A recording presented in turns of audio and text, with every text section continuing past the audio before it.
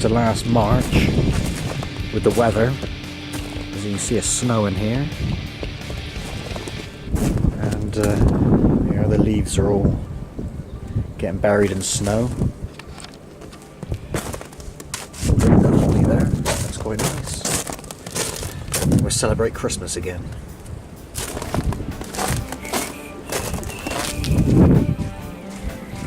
There's my slab moulds. I shouldn't really be leaving them outside really, but I've got nowhere to put them at the moment. Lots of snow and it's still coming down now.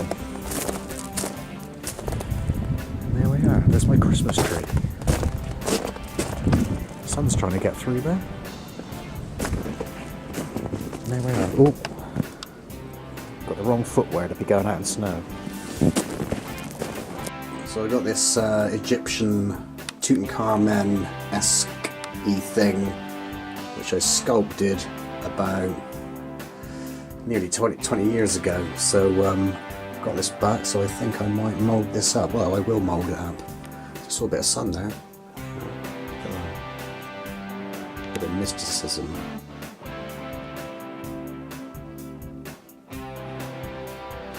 Got all the succulents in their planters lined up here in the window. It's a little lemon tree there, oh, quite a big lemon tree now. So I'll sort these succulents out. The rest of them.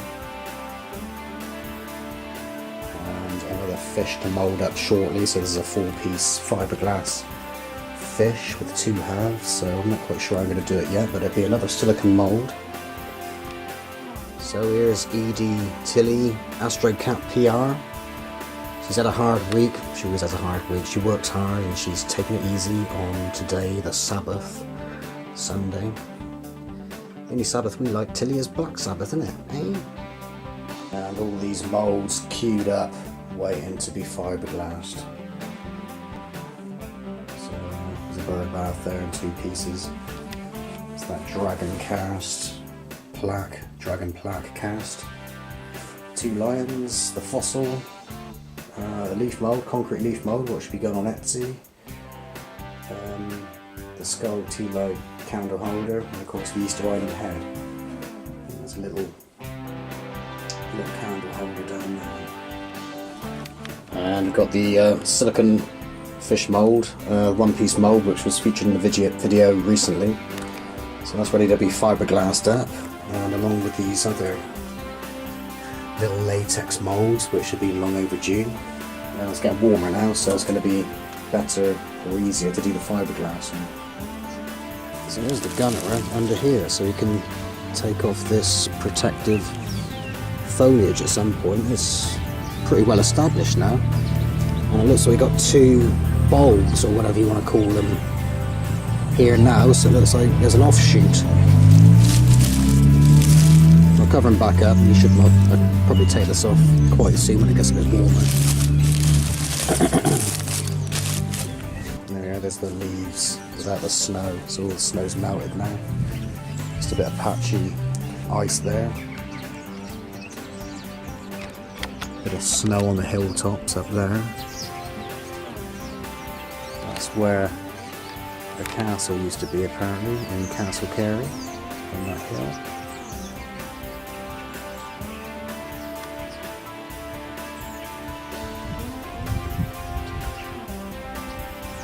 What I'll also start doing on the update videos, starting from next month, is to run through some of the materials that I use and share the types of materials I use here. So there's some fiberglass laminating resin there, as you can see. So we'll go into more detail and do a couple of videos on this type of thing, materials and stuff.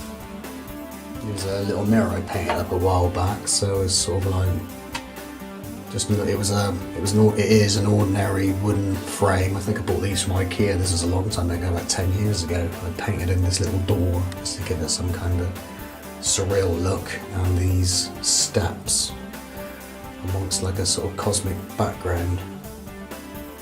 I just thought I'd show you that.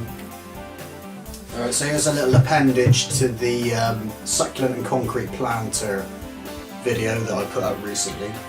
So when I was potting the plants, I was kind of a bit clumsy and you know, I'm only a novice gardener and all that sort of thing, and I got the compost all over the place, and here's a nice little trick from Le Havre at DIYmolds.com.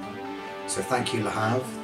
So once we take our succulent out of the pot, which is, if you order them like this, the succulents I order are in these pots, you can fill your planter up with the cactus and succulent compost, which I've got here.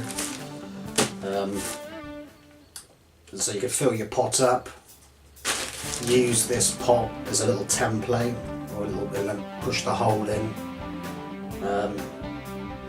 pack all the compost around the empty pot, take the empty pot out, and then pop your succulent, take the succulent out of your plastic pot and just neatly insert that into the hole that you've made, so that makes life a lot easier, and you won't make as much of a mess as I did in the video with getting compost all over the place.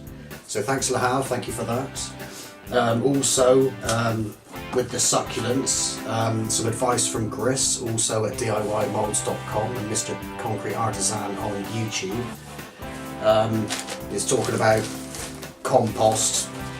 I've got the succulent and cactus compost here, which is bought from the shop, and it contains all kinds of things, including like the perlite, which I think Chris mentioned also, but he did also say that these plants need to be well drained, so ideally you want to have some kind of drainage in your pots or your planter. Now when I did mine, there's no drainage in these planters except for I put some sand as a base at the bottom of the planter to really just to save compost, really, and kind of build the bottom up.